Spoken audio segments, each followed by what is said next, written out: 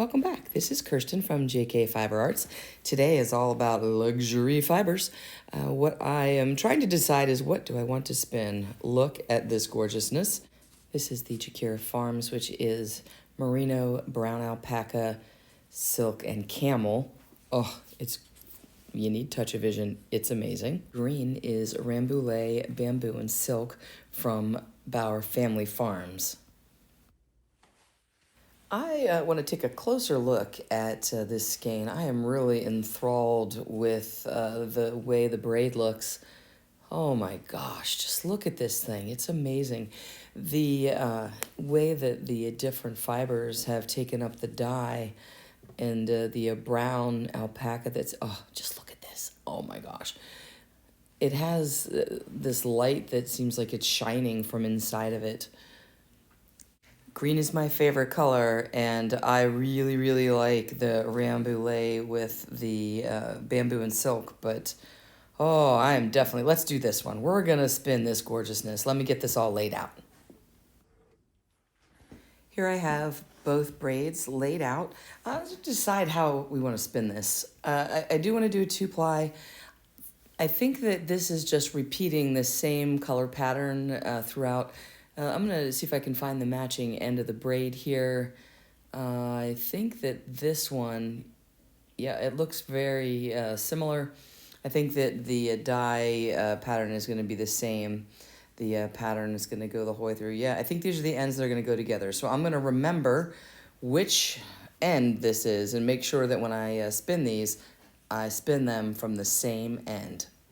The next thing to decide is how I want to spin this. Do I want to divide each braid down the middle, or do I want to spin this straight from end to end? I think I'm going to go with the longer color repeats. I think I'm just going to spin each braid from the same end on to each bobbin and then spin it end to end. If I divided it, I would have shorter color repeats, but I kind of like the length of these, so I'm just gonna roll this up and weigh them out and see what we got here. I am just loving the way the silk has picked up the dye and the brown alpaca. It's just so pretty. Well, let's see what we got here. We have our two braids, and they are 105 grams each. So I think we are ready to put this on the wheel and get spinning. Since I'm going to be spinning this luxury fiber, I don't want to put as much twist in it as I sometimes do, like if I'm spinning sock yarn. So I've used the larger whirl on my regular size whirl. And the plan here is to make a lovely, soft, squishy yarn that is going to be next to skin. Let's get started. This is very, very easy to join here. The alpaca and the silk go so well together. The baby camel is a very fine fiber, and spinning it alone, it's has a short staple length, but when it's mixed with the merino and the alpaca, it is just a joy to spin. I'm going to do a little ply back test here, and if you remember, this is how we determine a rough estimate of what a final 2-ply yarn might look like, and to determine our twist. So this is what it'll be when it plies back on itself. And I'm comparing this to the first one that I did, and I actually like this second one better. The first one was a little thinner. I want this to be a little bit thicker, so I'm going to break this off here and keep this as a reference. I'll tie it up, and I'll have it as I spin, and I can refer to it when I do my plyback test to make sure that I'm staying on track with the yarn that I want. So I'm going to continue spinning this. I'm going to be shooting for around a 22 to 24 single. And when I 2-ply it, I'm hoping for a worsted weight yarn.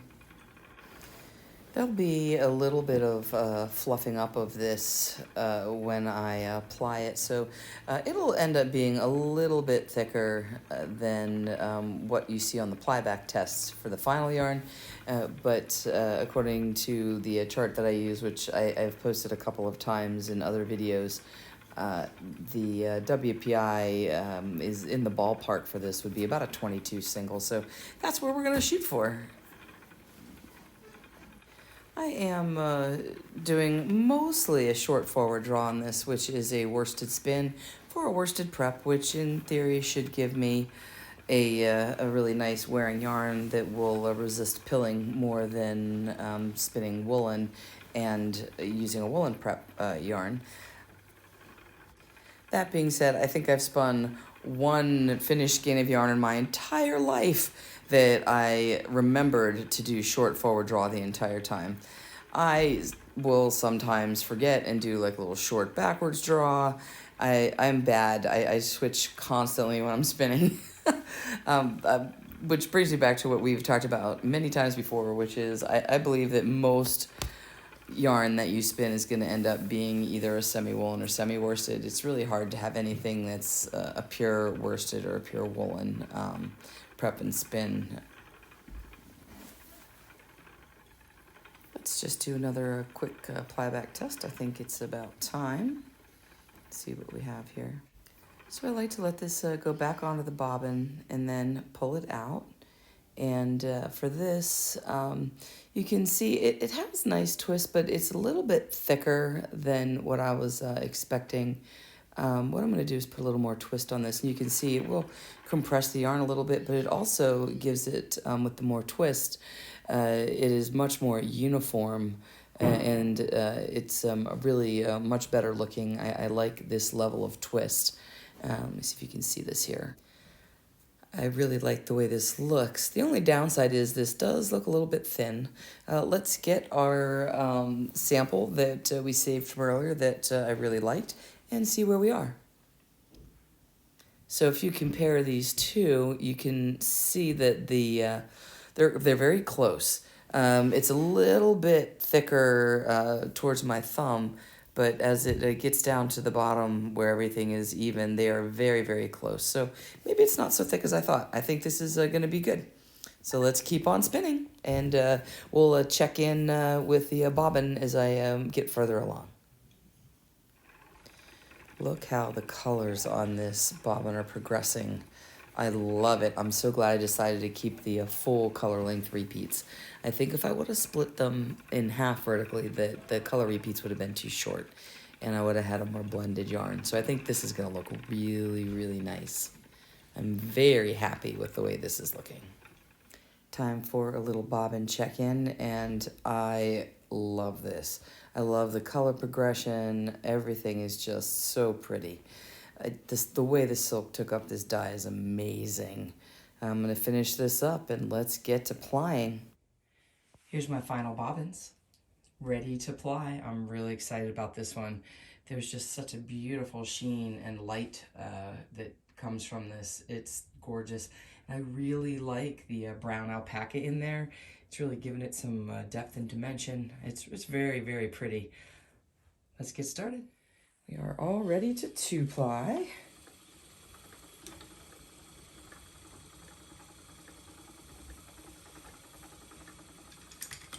Whoop, need a little bit more draw there.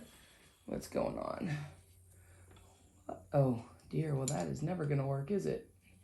There we go.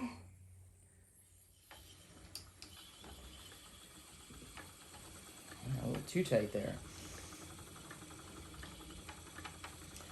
And again, I have my singles parallel to each other, and these keep coming from behind. Oh, I know, I wanted to comment on something. I saw someone in a video online, and they were trying to chain ply from what I imagine they thought was a Lazy Kate. It was on their wheel. Actually, I'm going to stop and show you this part because... So, ooh, that's pretty. Let me wind this up real quick so I can show you. And I was watching her, and she was struggling mightily. And she had, if you can see down here, on my wheel, I have this, it's a bobbin storage, and it has 2 metal bars. I took the other one off because I never use it. Actually, I used it in a homemade lazy Kate that I used for spinning bulky yarn. So that's where that went. But the other wheel that I have has a similar setup, and it can hold 2 bobbins as well. And hers looked like they were storage bobbins, and there was one on either side on the floor. And so this right here is what I'm talking about. Those are not lazy Kates. They're not tensioned. It's going to be really awkward to try to pull up to go into your wheel from there. The best way to ply and to spin a single is with it, off to the side. Either your left side or your right side, as close to behind you as you can get. But the ones in the front that say, quote unquote, onboard lazy Kate, those are not lazy Kates. Those are for bobbin storage. So a lazy Kate, you're going to want it to be something that you can put behind you. So that's all. There's something else recently that I saw too that I wanted to mention, and now I can't remember what it was. It'll come back to me, I'm sure. But, oh my gosh, this is so lovely. After that chain ply that I did of tidal pulls, which is beautiful, but I can just tell, how sometimes yarn is just like butter and gorgeous and everything goes right? Well, everything went wrong on that spin. I left a bunch of it in there so you can see when things go wrong. You get troubleshoot. My Scotch tension broke, and I didn't notice that it was broken, and everything was overplied and spinning up, over twisted right outside the orifice and all wadded up in a ball. It was, and I see a lot of times people are asking, why is it doing this? And it's usually, hey, your draw isn't right, or it's broken and you have no draw at all, which is what happened to me. So I stopped and fixed that. And by that time, my bobbin was so ugly, and I was mad. I was just like, forget this bobbin. So I just took it off, and then I started a new bobbin, and it went much better. But in general, I was experimenting with some different techniques, and none of them did I enjoy. And but it's still pretty yarn. But this is so nice. This is like plying butter. It is just gorgeous, this beautiful fiber, and just it's so lovely going through my hand. I do love the tweed art bats, I really do, but nothing beats a lovely smooth two ply. Let's see, let's stop real quick here and check and see where we're at. So ply back, let's do it this way so you can see a little bit. There we go. So that looks lovely. Got my little open loop at the bottom there. I like the way that looks. I'm still trying to remember what I wanted to tell you. And my angle apply here is right through this area here. It's about 15. So it could be a little more, but this is really luxury yarn, and I don't need it to be 30. Maybe 20, but this looks beautiful at 15. I'm happy with that. So I'm going to continue on in this this way.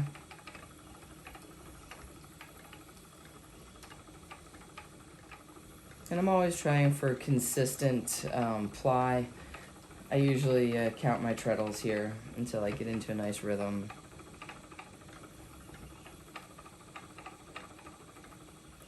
Right now I'm going 1, 2, 3, 4. 1, 2, 3, 4. I'm just gonna see how that works for me. Maintaining my same treadle.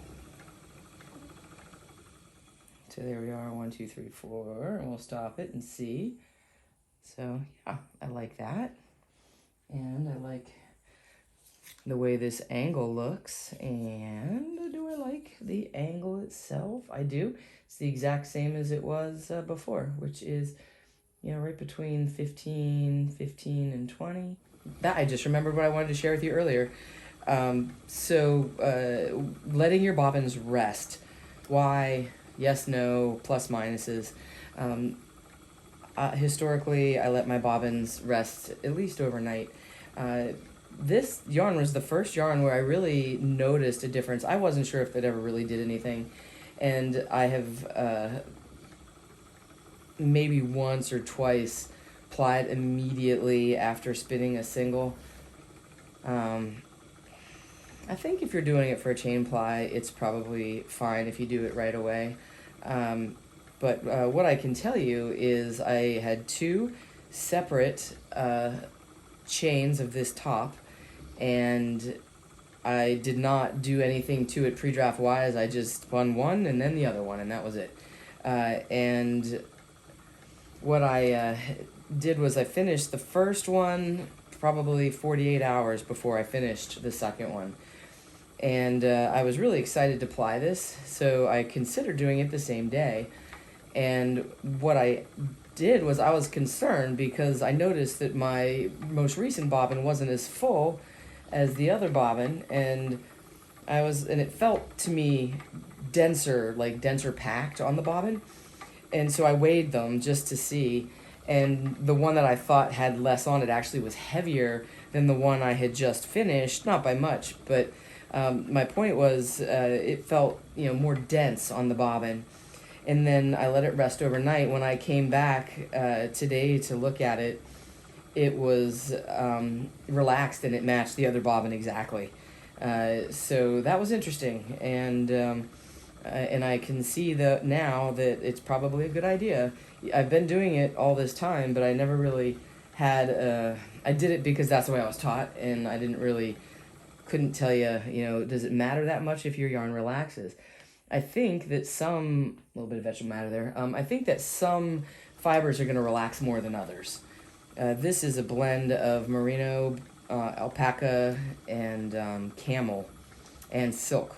So it's very slippery. So it does, I think, relax a little bit more on the bobbin. So it's going to loosen up a bit on the bobbin, and the twist on it is going to relax a little bit more than, say, Coriadel or something like that. So anyways, just a passing note that I for the first time really noticed it significantly, because usually I'm not so anxious to ply. I have no problem letting something sit overnight, but I really wanted to get to this one, and I'm glad I waited. I will be back when this is all plied. Let's do a little time lapse. I do love watching this in time lapse. I love watching how the colors change as it goes onto the bobbin. I could just look at it over and over and over again.